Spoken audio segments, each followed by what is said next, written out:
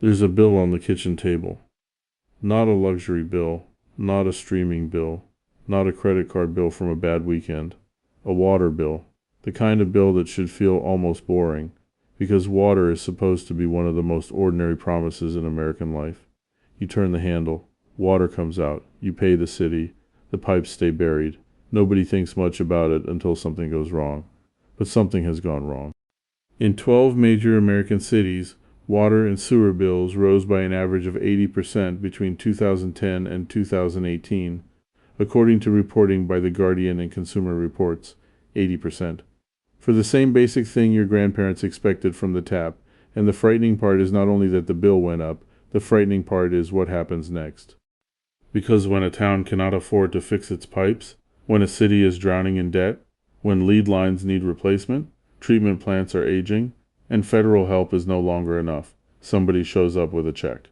Sometimes that somebody is a large investor-owned utility, sometimes it is an infrastructure fund, sometimes it is a private equity firm.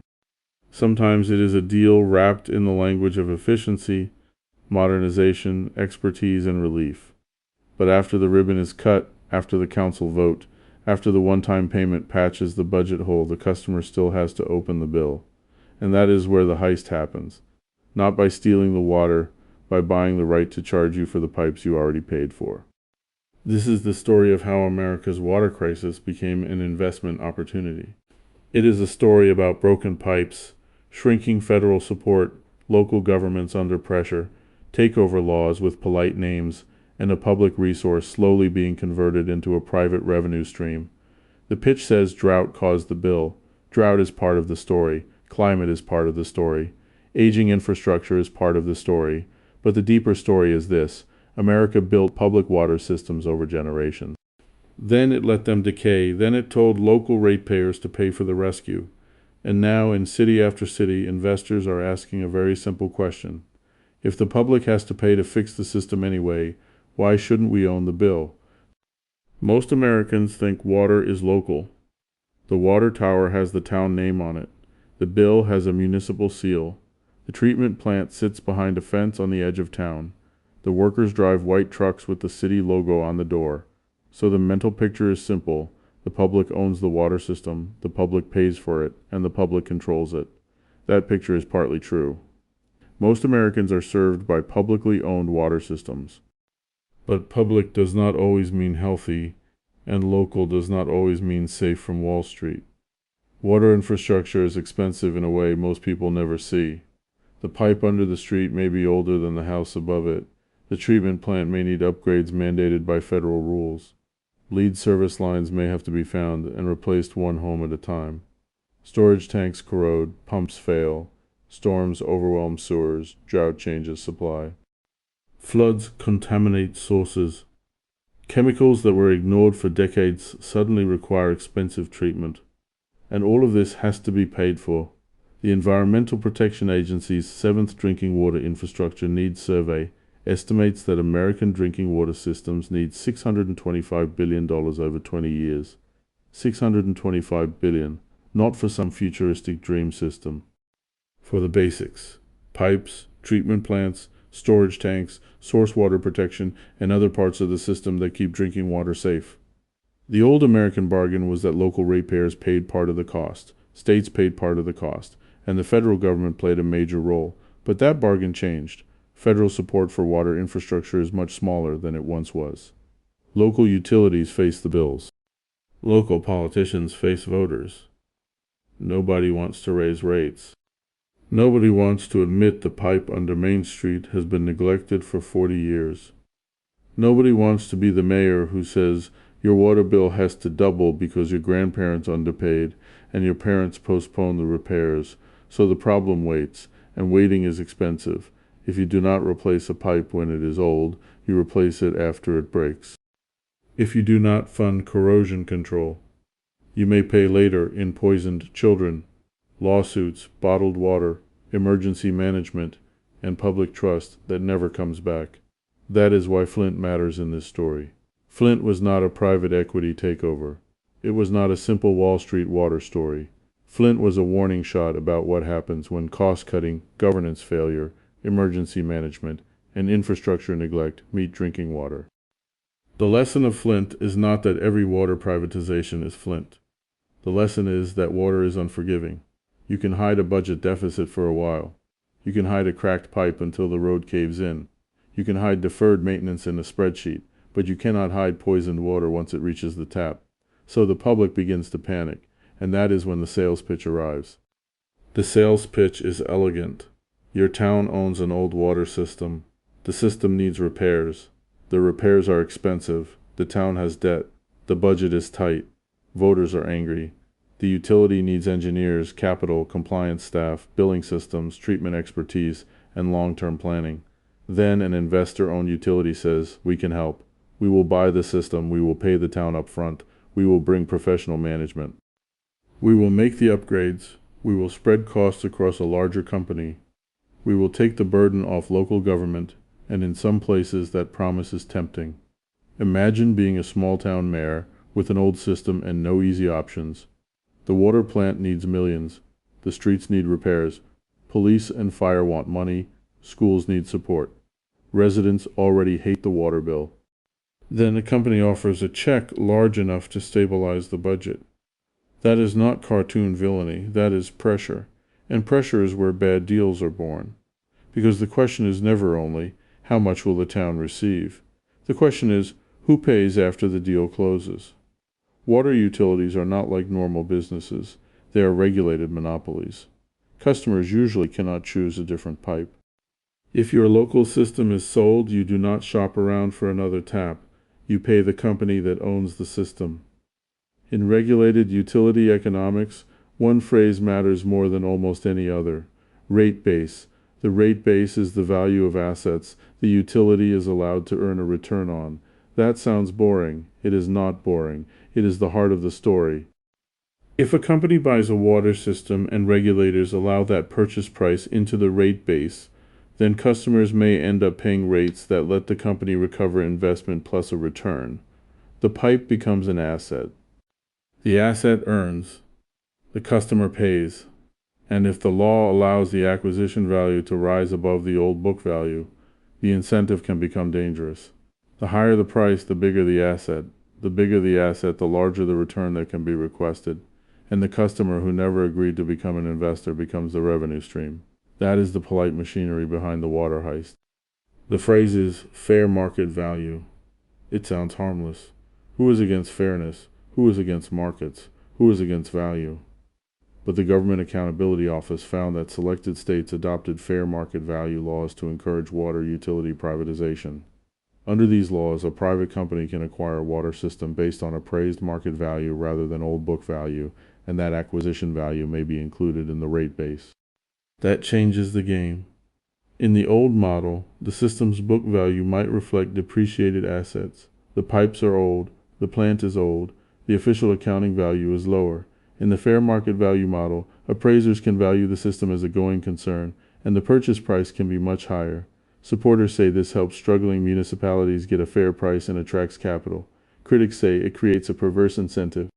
The seller wants a high price because the town gets more money.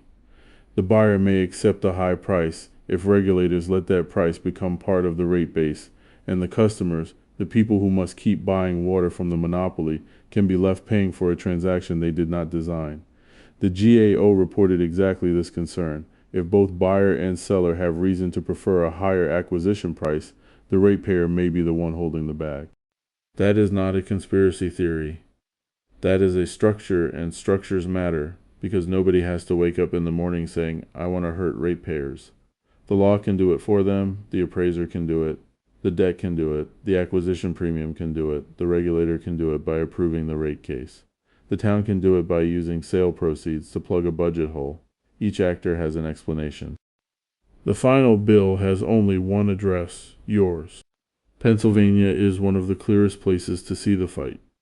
The state passed a fair market value law. Investor-owned utilities grew more aggressive. Local systems became targets. Residents began learning that the water system they had ignored for years might be one council vote away from becoming someone else's asset.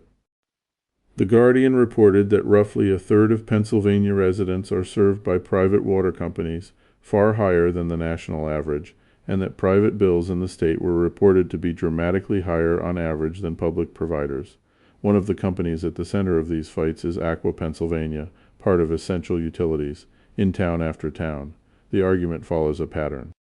The company says the local system needs investment, and a large professional utility can provide it. Local officials say the sale can fund other needs, avoid tax hikes, or solve long-neglected infrastructure problems. Residents ask why the answer to underinvestment is to sell the system to a monopoly that will later ask regulators for higher rates, and then the public meeting fills up. People who never thought about water finance suddenly learn words like rate base, acquisition premium, and utility commission.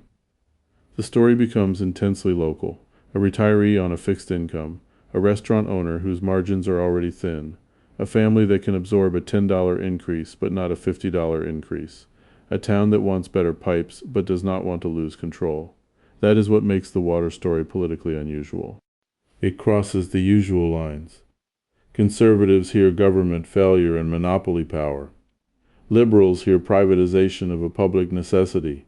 Libertarians hear captive customers. Working families hear another bill going up. Everyone drinks water, everyone understands the tap, and everyone knows that if the water company raises rates, you do not unsubscribe. You pay. If Pennsylvania shows the investor-owned utility playbook, Missoula, Montana shows the private equity version. In 2010, the Carlyle Group acquired Park Water Company. Park Water included Mountain Water, the system serving Missoula. Missoula did not simply accept that its water system would remain privately owned. The city fought to bring it under public ownership. The fight was long, expensive, and bitter. But Missoula's argument was simple. Water is too important to be controlled by distant owners whose job is to maximize returns. Private equity did not have to poison the water to become controversial. It only had to own the system, because private equity has a logic: buy an asset, improve or reposition it, extract value, sell or hold for return. That logic may be acceptable for hotels, warehouses, software companies, or shopping centers. But water is different. Water is not optional. Water is not a brand preference. Water is not a subscription tier. Water is life support disguised as a utility. When private equity looks at water, it sees steady demand, predictable billing, hard assets, government-regulated returns, and customers who cannot leave. That is why infrastructure is attractive. It is boring in exactly the way investors like. The public calls it boring because it assumes the system will always work. Investors call it boring because the cash flows are reliable. Those are not the same kind of boring. One is trust, the other is yield. This is not only a story about individual towns, it is a story about consolidation. Small public systems struggle with costs. Large investor-owned utilities have access to capital and regulatory teams. State laws create acquisition pathways, rate cases recover costs, investors reward growth. So the industry consolidates. In 2025, American Waterworks and Essential Utilities announced a merger that would create a public water utility worth about $40 billion, with millions of water connections across multiple states. That does not make the merger automatically bad. Scale can bring expertise. Larger utilities can sometimes manage compliance better than tiny systems. Fragmented infrastructure really can be inefficient, but scale also creates distance. The farther ownership moves from the town, the harder it becomes for residents to know who is responsible. The city says the utility is private now. The company says rates are regulated. The regulator says the company made an approved filing. The investor says management is executing. The customer says the bill went up. That is the modern water maze. No one is stealing a bucket from your sink. They are moving the decision-making farther away from the people who depend on the system. They are turning local pipes into financial assets. They are converting a public necessity into a regulated return. And once that happens, getting the system back can be expensive. Ask Missoula. It is easy to blame local officials. Sometimes blame is deserved. Some deals are rushed. Some public meetings are thin. Some residents do not understand the rate consequences until too late. Some sale proceeds are too tempting for politicians who want money now and consequences later. But the deeper truth is that many cities are trapped. They inherited systems built decades ago. They delayed maintenance because raising rates is politically painful. They face new environmental rules. They face new contaminants. They face climate stress. They face lower income customers who cannot absorb higher bills. They face wealthy suburbs that can fund upgrades and poorer towns that cannot. And they face a federal government that helped build the water system and then stepped back. So when a buyer appears, the sale can look like a rescue. That is the brilliance of the model. The crisis creates the buyer's opportunity. The public neglect creates the private asset. The town's desperation creates the transaction. The ratepayer's need creates the revenue stream, and everyone can say it was voluntary. But voluntary under pressure is not the same as free choice. If your roof is collapsing and a lender offers cash at terrible terms, you might sign. That does not make the terms good. It means the rain was already coming through the ceiling. America's water systems have a leak in the roof. Wall Street did not create every leak, but it knows how to buy the house. Here's the part the privatization debate often gets wrong. Public ownership is not magic. Public systems can fail. Public officials can lie. Public utilities can neglect maintenance. Public agencies can poison people through incompetence, arrogance, or indifference. Flint is proof. So the question is not public good, private bad. The question is accountability. When a public system fails, residents can demand records. Pressure elected officials, sue, organize, vote, protest, and force hearings. Those tools do not always work, but they exist. When ownership becomes distant, layered, and financialized, accountability becomes harder to find. The company points to the regulator. The regulator points to the statute. The town points to the sale agreement. The investor points to fiduciary duty. And the customer is left with a shut-off notice. Water is too basic for accountability to be abstract. If the bill rises, someone should be able to explain why. If the system is sold, residents should know what they are selling.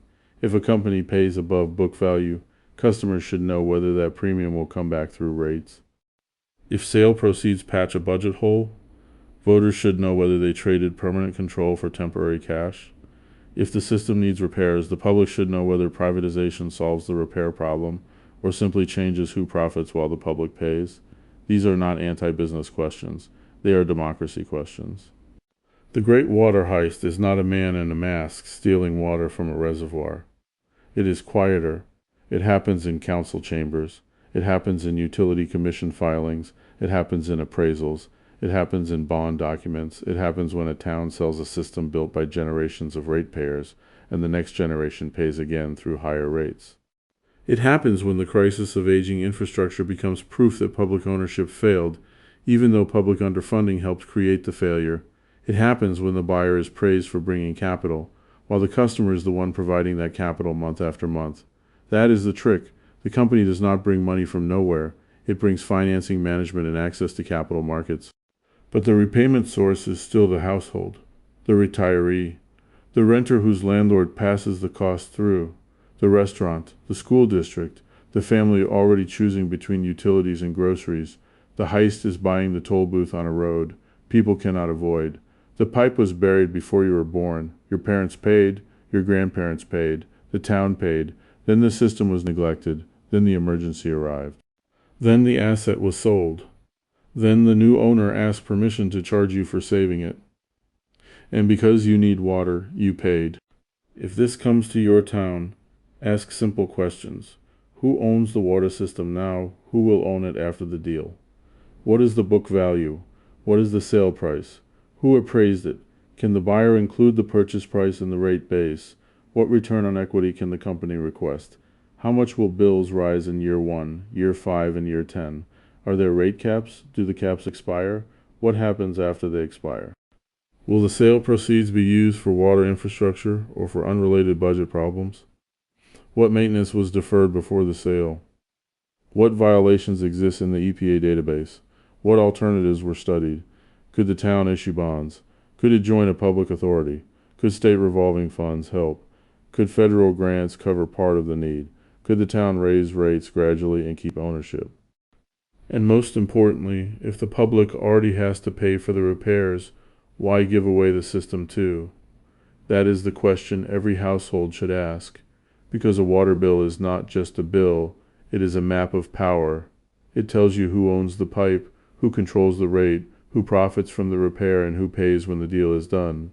America's water crisis is real. The pipes really are old. The costs really are enormous. Drought, floods, chemicals, lead, and climate stress really matter. But a crisis can be solved or it can be monetized, and right now across America, the race is on to decide which one happens first. So the next time that water bill lands on the kitchen table, do not only ask why it went up, ask who gets paid because it did.